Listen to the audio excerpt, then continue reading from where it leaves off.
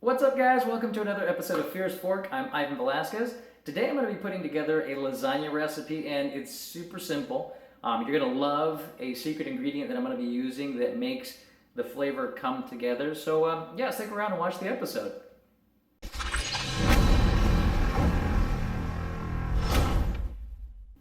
Alright, so now I'm going to go ahead and start cooking the lasagna. And basically, if you can, I'll just pan over here a little bit. Here I've just got all of my ingredients ready to go set up. And the first thing I want to do is start browning my meat. So I'll go ahead and bring the camera over this way, and moving forward, I'll go ahead and show you how to cook the lasagna starting from here. Alright, so now I've allowed my pot to go ahead and come to temperature. I'm going to go ahead and put in my oil. So that's about a teaspoon of oil. Then I'm going to go ahead and start by browning my meat. So I'm going to go ahead and throw into the pot all of my meat.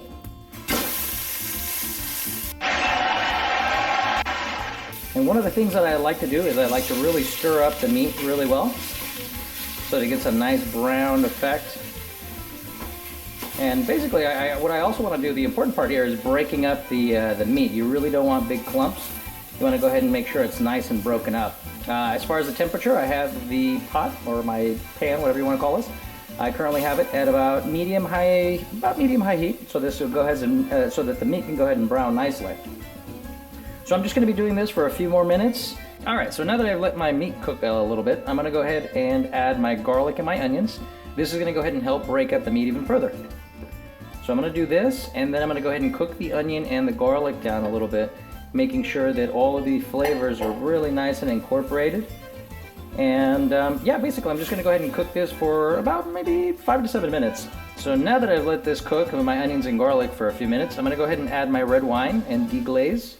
Now, a very important part here is after you've added the wine to the meat mixture, you want to go ahead and allow the red wine to go ahead and cook out.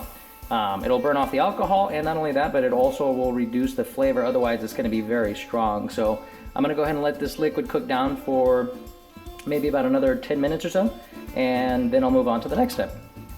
Alright, so I've allowed the wine to cook out of the meat, so now I'm going to go ahead and throw in my aromatics. I'm going to go ahead and start with my dry oregano.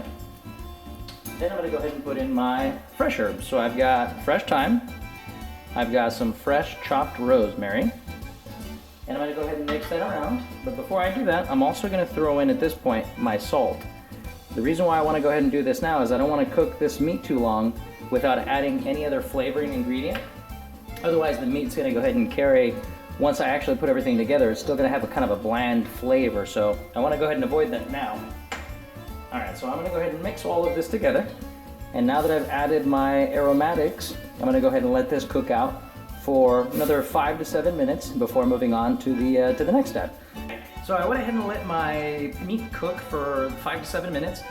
Here I've got a one of the magic ingredients that I have for this lasagna that gives it the flavor. So here I actually have some fresh stock that I got from carnitas that I recently made. You probably can't really tell, I've actually warmed this up a little bit, but this thing, once it's actually cold, it'll gelatinize and it'll look just like Jello.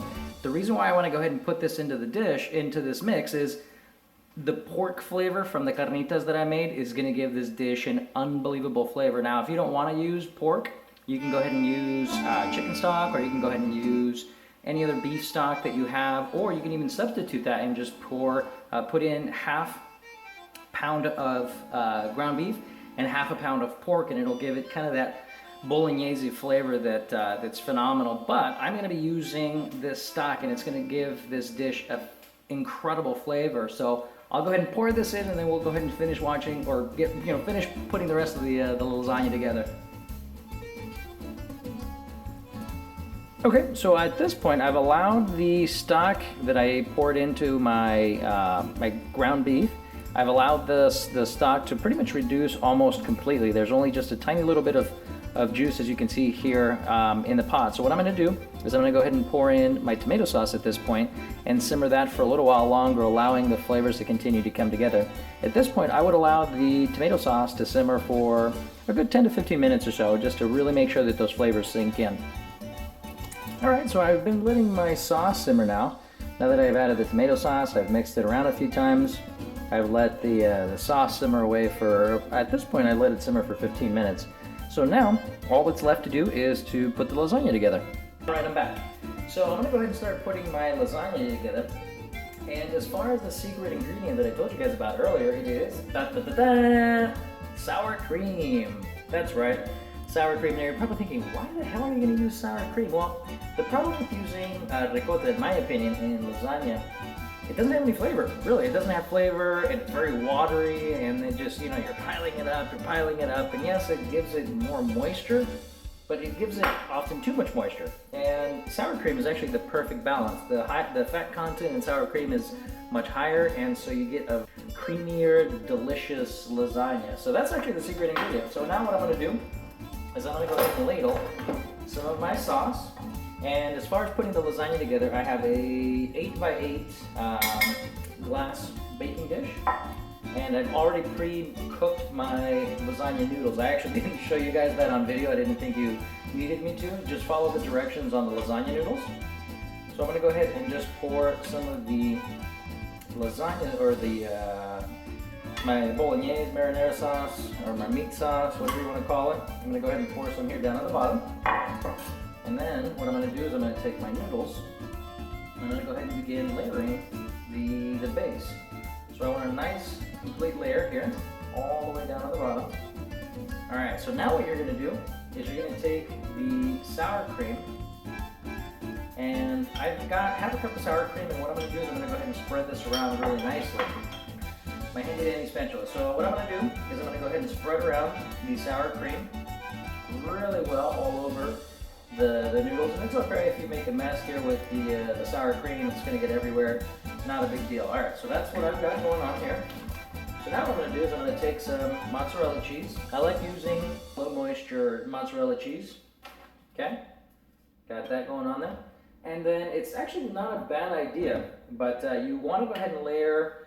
Every time you put in a layer, I throw in a little bit of salt, just so that it has a little bit of that extra flavor. You end up having a loss of some of that flavor. So yeah, basically what I'm going to keep doing is I'm just going to keep layering until I get all the way up to the top. We made it to the absolute last layer, top it off with a little bit of extra cheese. So at this point, I got mozzarella cheese there. And what I like to do is I like to top it off with just a little bit of Parmesan cheese. This is going to go ahead and bring some of that saltiness that Parmesan cheese has. It's also going to add a real nice nutty flavor to it. So what I'm going to do at this point is I'm going to go ahead and put foil on it, cook at 350 degrees for 45 minutes. Alright guys, so the timer just went off on the lasagna, so I'm going to go ahead and pull it out of my oven and check it out. I'm going to go ahead and take off the foil so that we can go ahead and show it to the world. Alright, let's see. I feel like we need some sexy music right here, like that. Anyway, so I'll go ahead and open it up and show it to you guys so you can take a look. So I'll go ahead and just grab it here by the corners. Oh, look at that. Nice, steamy, hot, delicious lasagna. Alright, well, alright guys, that's it for today's episode. I hope you enjoyed it, and be sure to subscribe, and be sure to leave a comment and let me know what you think and what other kind of foods or what other recipes you'd like me to put together for you guys.